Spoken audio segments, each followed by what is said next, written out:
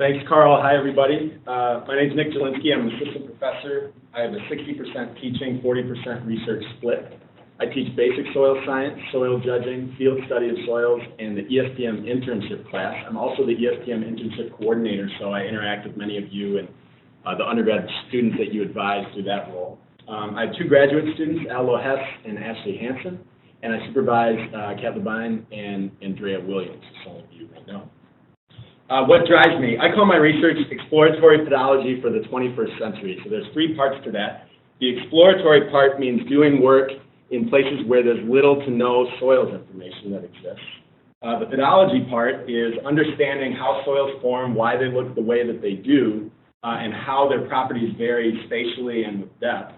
And the 21st century part, to me, means not doing this work in isolation, but linking this information to applications in climate change, food security, and human health.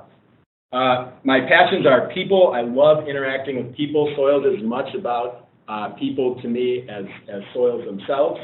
Communication and outreach. And I really try to do collaborative work that focuses on capacity building among the people that are actually going to use the data. My goals are to spark an interest in soil science in anyone who's willing to listen, as my family will tell you. I try to integrate research and teaching responsibilities and train students in soil science, fieldcraft, and what I would call the art of responsible citizenry. So I just want to give three quick examples of how exploratory pedology can be linked to these grand challenges through work like this. So this first example is from Alaska. This is a new 4 million acre soil survey area that was opened up by USDA in collaboration with the local indigenous community, the Atna. This is in the Copper River Basin in the south of Alaska. The Atna are really interested in soil survey, specifically because they manage moose habitat. They're interested in how permafrost dynamics are going to change with climate change and what that means for engineering structures and things like that. So there's a very clear application here. I'm collaborating with them to bring in kind of a science component to the survey activities. And also the Atna were very interested in having their students do data collection and analysis. So I'm helping with that and hoping we can link remotely some of the Atna students and our undergraduates here who are working on this. I spent a lot of time looking at how soil properties vary with depth, and we're fortunate now to have new quantitative tools to link with big databases and solve some of these problems. Second example, there's a lot of places in sub-Saharan Africa where soil information is non-existent.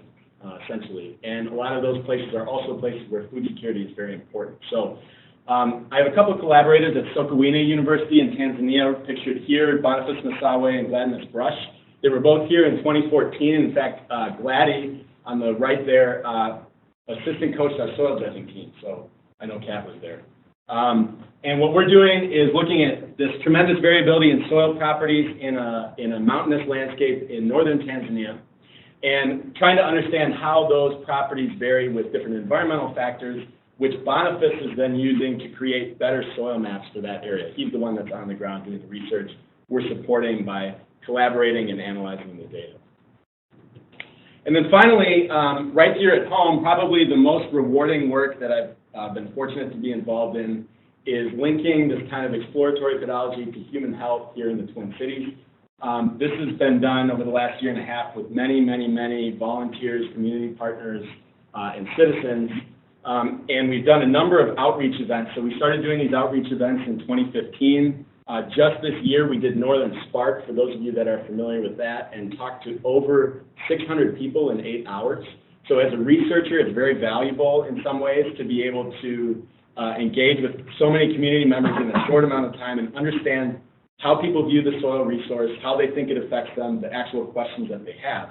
And so the research questions that have emerged, kind of bubbled up out of all those conversations, were that people have been very interested in the spatial and depth distributions of lead at the household scale right here in the Twin Cities. And so my grad student, Ashley Hansen, was doing some work measuring soil lead across households in the Twin Cities, and we're going to use that to develop recommendations for homeowners so that they can understand what are the best management practices for siting gardens or other management at the household scale. So it's been a great project and probably the most rewarding I've been involved in my career, my short career as a scientist. So thank you very much.